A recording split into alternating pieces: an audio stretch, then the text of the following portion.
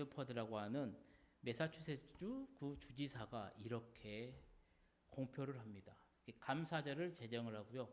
모든 청교도들은 이렇게 지킬 것을 명해요. 그 내용이 이겁니다. 위대하신 하나님께서 금년에 풍부한 수확을 주셨습니다.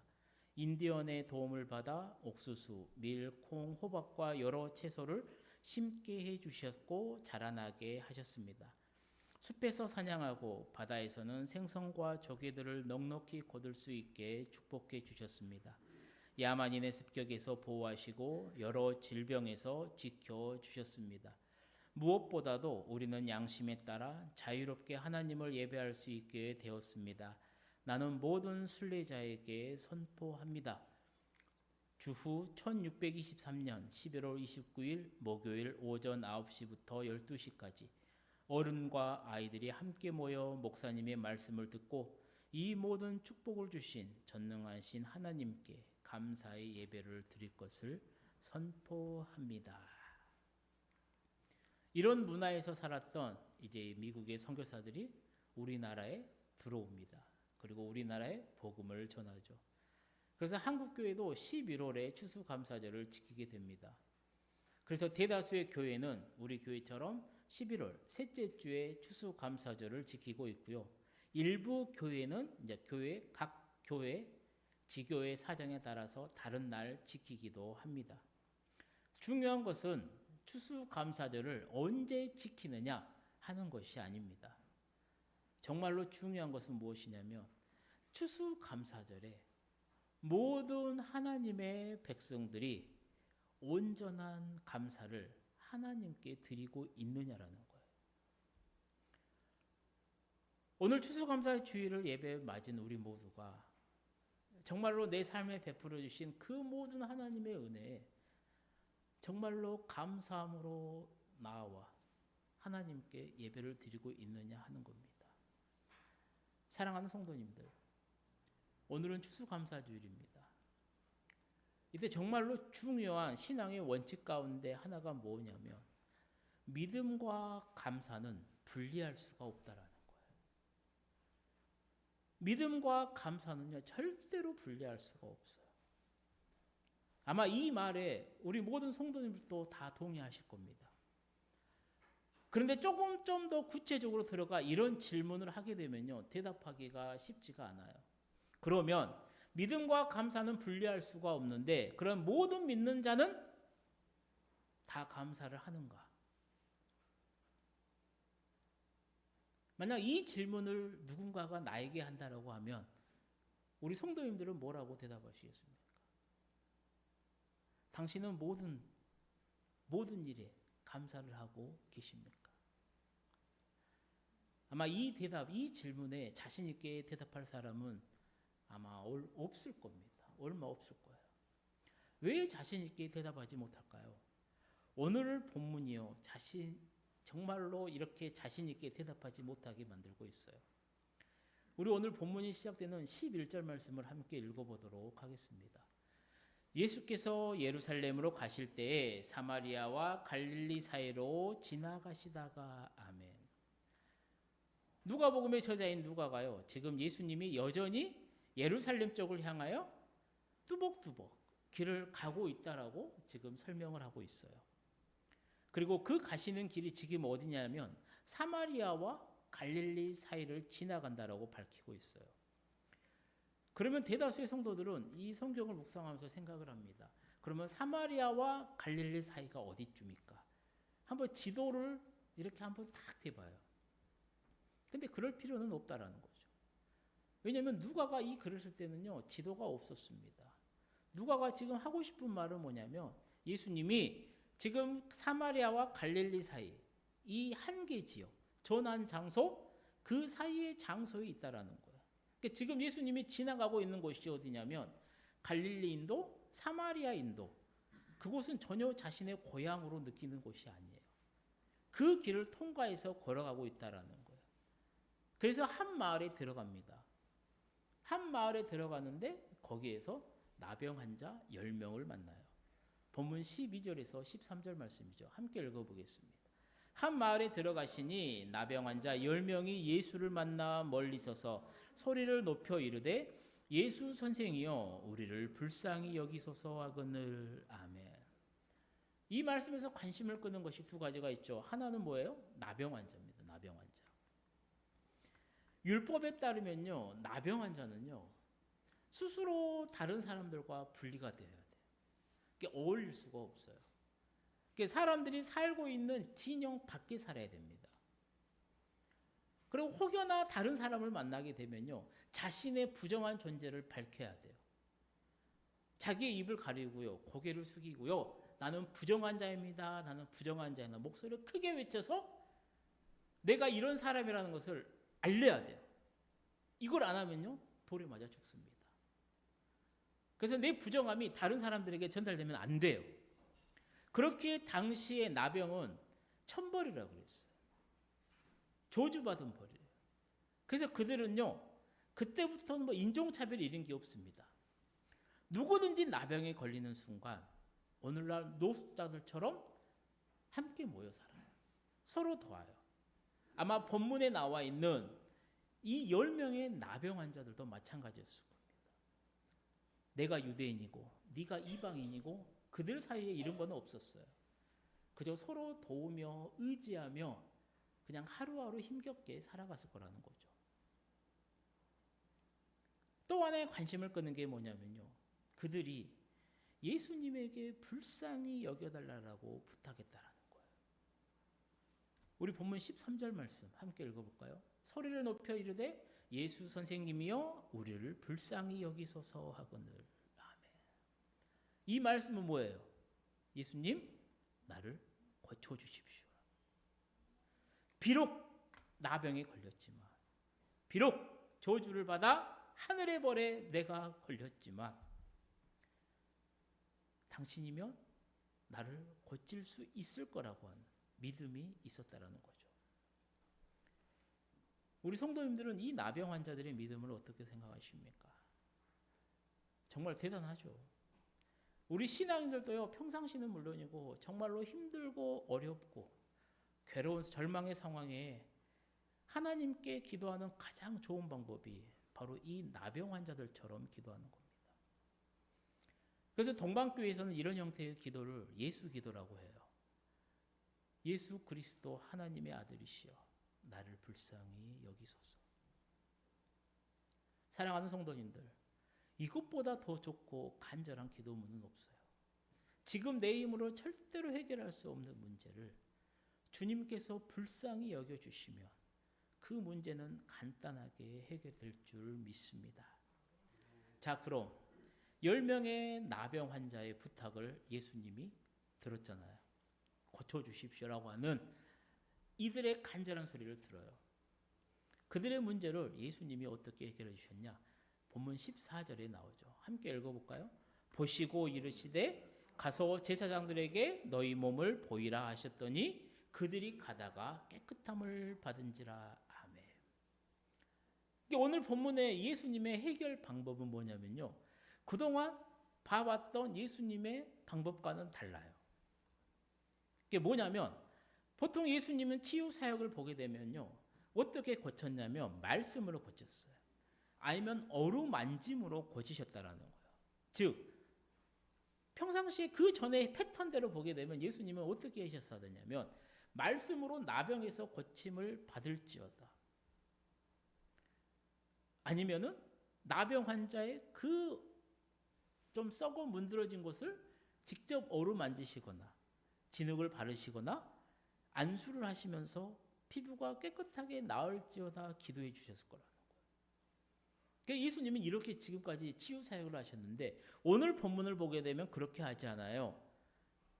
대신 예수님은 이 나병 환자들에게 어떻게 말을 하냐면 제사장에게 가서 너희 몸을 보이라라고 말해요. 그러니까 제사장에게 보내는 방법을 사용하셨다라는 거예요. 그럼 생각을 해봐야죠. 왜 예수님이 다른 사람도 아니고 제사장에게 이들을 보냈느냐? 짧게 이야기하게 되면요, 구약 성경과 신약 성경이 추구하는 나라가 다릅니다.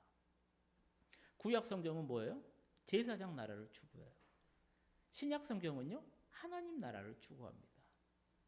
그리고 이 구약의 제사장 나라가 나중에 신약의 하나님 나라에 편입이 돼요. 왜 그러냐면 예수님은 당신이 돌아가는 그 순간에 제사장 나라의 법을 철저하게 지켰어요. 십자가에서 운명하는 그 순간 성소와 지성소를 가로막았던 휘장이요, 위로부터 아래로 찢어집니다. 그래서 성전 중심의 제사장 나라가 끝이 나요. 그리고 이제는 하나님 나라가 시작이 되더라고요. 그런데 지금 이때 예수님이 나병 환자를 대하고 있을 때는 예수님이 제사장 나라의 법을 준수할 때요, 따를 때였다라는 거예요. 당시 제사장의 역할은 두 가지였습니다. 하나는요, 사회 지도자 역할이었어요. 또 하나는요, 의료인 지도자의 역할이었어요. 즉 제사장만이 저 사람의 피부병을 보고 기다, 맞다, 아니다를 판별할 수 있었어요. 그렇게 예수님이 제사장들에게 가서 너희 몸을 보이라고 하신 거예요. 그리고 이 말씀에는 너희가 제사장에게 가는 동안 너희가 걸려있는 그 나병이 고침을 받을 거라는 선언이 들어있는 겁니다. 그리고 예수님의 이 말씀대로요, 이 10명의 나병 환자가 순종을 하죠. 그리고 가는 길에 어떻게 돼요? 고침을 받게 됩니다. 설교를 준비하면서요, 참 고민이 많았던 순간이 바로 지금이에요. 이 사진을 보여드려야 하나, 이게 보면 좋지가 않거든요. 약간의 좀 거부감도 있고요. 그래도 뭐 진정성이 있기 때문에 이 사진이 뭐냐면요, 1910년대 나병 환자의 사진입니다. 선교사님이 찍었어요. 나병 환자의 모습. 나병 환자에 걸리면 이렇게 된대요. 눈썹이라든가 뺨, 코, 귀에 이 도토리만한 크기로 도드라지는 결절이 생겨요. 그리고 손, 발의 경우에는 관절이 녹아요. 그리고 손가락, 발가락이 떨어집니다. 중요한 게 뭐냐면 내 몸에서 뭐가 떨어지면 아프잖아요. 그런데 이 나병은요, 아픔을 느끼질 못해요. 고통이 없습니다. 통증이 없어요. 결론 어떻게 돼요? 그냥 그러다 죽어요. 그래서 천벌이라고 그랬습니다. 요즘은 없냐? 요즘도 있죠. 영적인 나병도 있다니까요. 하루 종일 24시간 30일 한 달 내내 365일 하나님께 기도하지 않아요. 잘 계십니까? 예, 저는 잘 있습니다. 평안합니다. 예수님이 나의 모습을 보셨을 때 어떻게 돼요? 이미 내 팔다리가 다 잘려서 이제 죽기 일보 직전이에요. 그때까지도 몰라요. 실제 나병 모습이 이래요. 소록도에 가게 되면요, 뭐 설명할 필요가 없겠죠. 이 10명의 나병 환자가요, 제사장에 가는 길에 고침을 받았다라니까. 사랑하는 성도님들, 사람의 몸이 얼마나 예민합니까? 눈에 먼지만 하나 들어가도요, 눈이 아파요. 눈물이 흐릅니다. 나병에서 고침을 받은 순간 이들 몸에 어떤 일이 생겼을까요? 이렇게 도드라졌던 얼굴들이요, 다시 돌아와요. 떨어졌던 눈썹이라든가 코가 붙어요. 떨어졌던 손가락, 발가락이 정상으로 회복이 되었다니까요.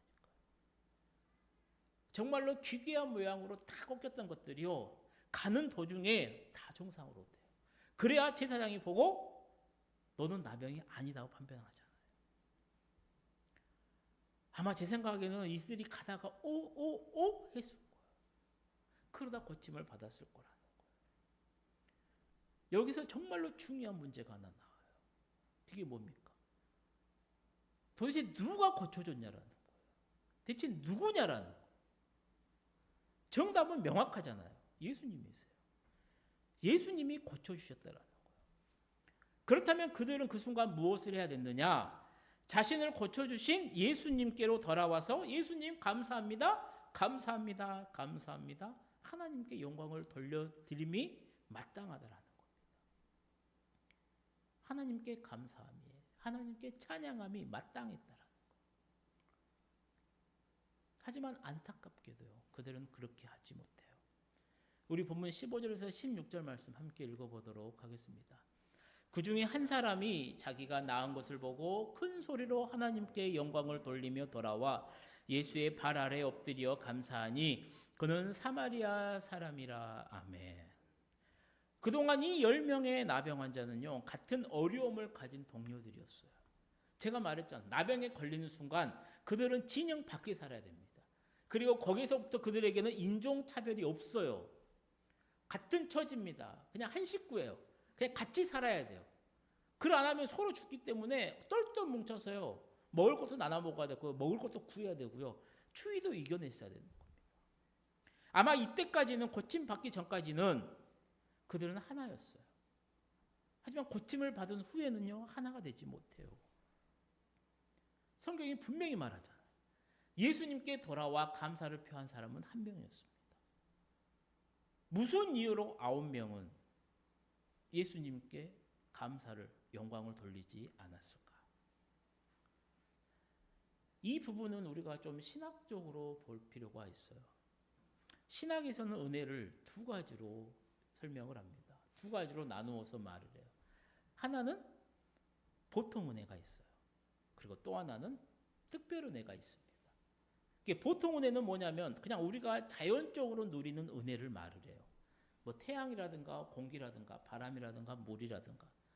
하나님께서 믿는 자와 믿지 않는 모든 사람들에게 차별 없이 허락하신 거예요. 마태복음 5장 45절을 보게 되면요, 이는 하나님이 그 해를 악인과 선인에게 비추시며 비를 의로운 자와 불의한 자에게 내려주심이라. 아멘. 이렇게 말을.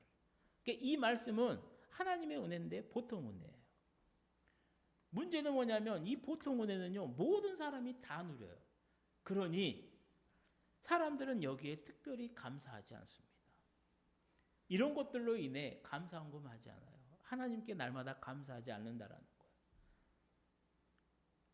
그러면 또 하나의 은혜, 특별 은혜가 무엇이냐? 이것은 하나님을 믿는 자들이 누리는 은혜를 말을 해요. 구원의 은혜가 특별 은혜입니다. 구원의 길을 안내하는 성경 말씀이 특별 은혜예요. 또 병에서 고침을 받는 게, 나음을 입은 게 특별 은혜라는 겁니다. 그래서 오늘 본문에 이 나병을 보게 되면요, 보통 은혜와 특별 은혜의 관점에서 보게 되면 나병 환자가 고침을 받은 것은 분명한 특별 은혜라는 거예요. 확실한 특별 은혜라는 거예요. 그럼 이 특별 은혜를 받은 그들의 발걸음은 당연히 자신을 고쳐주신 예수님께로 왔어야 돼요. 하지만 9명은 이 특별 은혜를 보통 은혜로 받아들였다는 거예요. 왜 그런지 아십니까? 이 10명 가운데 나병에서 고침받은 사람이 나 혼자가 아니에요. 10명이 다 같이 받았어요. 10명이 모두 다 고침을 받았으니까 보통 은혜로 받아버렸다는 거예요. 너도 나았냐? 나도 나았다. 나도 나았네? 야, 우리 빨리 제사장에 가보자. 이렇게 받아들여 버렸다. 하지만 사마리아 사람 한 명은요, 자신의 치유 사건을 특별 은혜로 받아들였다. 나에게 일어난 이 놀라운 일이 예수님 때문에 일어났다. 이렇게 받아들인 거예요. 그래서 지금 제사장에 가서 내 몸을 보이는 일보다 나를 고쳐주신 예수님께 돌아가서 그 예수님께 감사를 표하는 게 내가 그게 더 먼저다라는 거예요. 그래서 가는 길을 돌이켜서 예수님께 달려와 예수님을 만났다라는 겁니다. 하나님께 감사하고 하나님께 영광을 돌렸다라는 거예요. 사랑하는 성도님들, 이 기독교 역사를 보게 되면요, 나병에 걸려서 고침을 받지 않아도요, 하나님께 영광을 돌리고 예수님께 감사하고 찬양하는 분들이 많이 있음을 우리는 잘 압니다. 전광 목사님이 쓴 이 행복한 감사학교라고 하는 책이 나오는데 이 가운데 나오는 실화예요. 미국에 있는 노스캐롤라이나주에 있는 한 교회 교인들이 선교 여행을 가게 돼요. 근데 그중 한 곳이 어디였냐면 한센병 환자 있는 요양소를 방문하게 됩니다. 한센병, 이 나병, 문둥병이라고 하죠. 이 요양소를 가게 돼요. 그래서 이제 이 예배를 드린다고 하니까 많은 사람들이, 환자들이 모여서 예배당에 가득해요.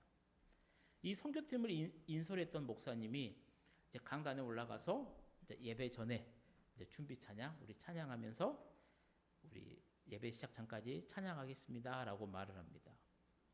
그때 뒷줄에 있었던 이 여자 성도 한 명이 이렇게 몸을 돌리고요, 손을 들고 목사님에게 이야기를 했대요.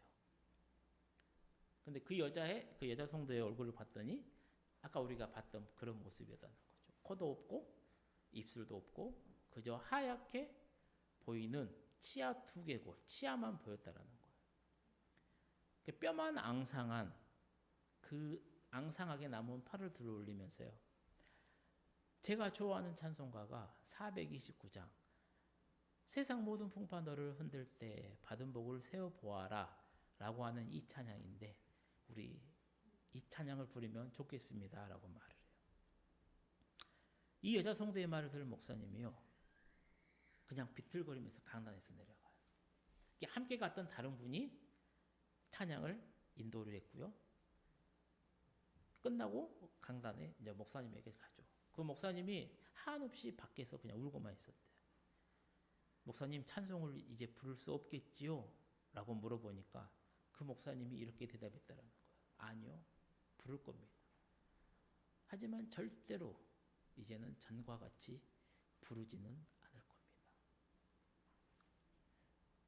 사랑하는 성도님들, 나병에서 고침을 받은 이 10명 중 하나, 이 사마리아 사람만이 이 귀한 치유 사건이 특별 은혜임을 알고 예수님께 돌아와 감사를 표했다라는 겁니다. 이에 예수님이 이렇게 말씀을 하세요. 우리 본문 17절에서 19절 말씀 함께 읽어보도록 하겠습니다. 예수께서 대답하여 이르시되 10사람이 다 깨끗함을 받지 아니하였느냐? 그 9은 어디 있느냐? 이 이방인 외에는 하나님께 영광을 돌리러 돌아온 자가 없느냐 하시고 그에게 이르시되 일어나 가라, 내 믿음이 너를 구원하였느니라 하시더라. 아멘. 3가지 질문을 합니다. 예수님이 10사람이 다 깨끗함을 받지 아니하였냐? 그 9은 어디 있느냐? 이 이방인 외에는 하나님께 영광을 돌리러 돌아온 자가 없느냐? 정말로 예수님의 안타까운 그 마음이 녹아있는, 들어있는 질문이라는 거예요. 그리고 마지막으로 사마리아 사람에게 선언을 하는 겁니다. 일어나 가라, 내 믿음이 너를 구원하였느니라. 여기서 구원은 영적 구원을 이야기를 하죠. 즉 사마리아 사람만이 믿음으로 나병에서 그 육체적인 고침을 받았고요, 그 감사의 고백으로 영적인 구원도 받았다라는 겁니다. 나머지 9명은요, 믿음으로 나병의 고침을 받았지만 감사의 고백이 없었기에 영적인 구원을 받지 못했다라는 것이죠. 저는 오늘 설교의 제목을 예수님의 이 안타까운 마음이 들어있는 그 9은 어디 있느냐라고 정해보았습니다. 다른 9명도 예수님께 돌아와서 하나님께 감사와 찬양과 영광을 돌려드렸으면 좋았을 텐데, 그러면 그들도 다 영적인 구원을 함께 받았을 텐데 그들은 다 오지 못하고요. 그런 그들을 보면서 예수님의 안타까워하는 그 마음, 그 9은 어디 있느냐라고 물으셨다는 거죠. 오늘 아침 사랑하는 우리 성도님들은 어느 쪽에 해당하십니까? 특별 은혜를 보통 은혜로 취급한 이 9명에 해당하십니까? 아니면 특별 은혜를 특별 은혜로 알고 예수께로 돌아와서 영광과 감사를 드렸던 이 사마리아인에 해당하십니까? 한 마음속으로 잘 대답해 보시길 바라요. 이제 말씀을 정리하려고 합니다. 언제 시간 되시면요, 이 위대한 신앙인들을 한번 감사의 관점으로 한번 쭉 살펴보십시오. 하나님이 그 사람을 크게 쓰신 이유 중 하나가 분명히 감사가 들어있음을 우리는 발견할 수가 있습니다. 욥이라든가 아브라함이라든가 다윗이라든가 다니엘이라든가 예수님이라든가 바울이라든가 모두 다 감사한 사람이었다라는 겁니다. 그렇다면 오늘 우리들 또한 이 분명한 확실한 신앙관을 하나 가져야 된다라는 거예요. 그게 뭐냐면 믿음과 감사는 분리할 수가 없다라는 거. 그러므로 나도 감사하는 사람이 되어야겠다라고 말이죠. 그래서 정말로 어떠한 상황 가운데서도 나는 감사한 삶을 살겠습니다라고 고백하고 감사의 삶을 살아가는 우리 모든 성도님들이 다 되시기를 주님의 이름으로 간절히 축원드립니다. 기도하시겠습니다. 사랑하는 하나님 아버지, 올 한 해도 우리를 건강하게 지켜주시고 하나님의 보호 아래 안전하게 지켜주심에 감사를 드립니다. 우리 모두가 하나님의 그 크신 은혜에 감사하며 본문의 고침을 받은 그 10명 가운데 9이 아니라 감사로 주님께 나온 한 명의 사마리아 사람처럼 어떠한 상황에서도 하나님의 은혜를 저버리지 않고 감사하는 삶으로 하나님께 영광을 올려드릴 수 있도록 주님 인도하여 주옵소서. 그래서 우리 모든 성도들의 삶이 주님이 부어주신 그 풍성한 복으로 가득한 복된 삶이 되도록 주님 은혜를 베풀어 주옵소서. 예수님의 이름으로 기도드립니다. 아멘.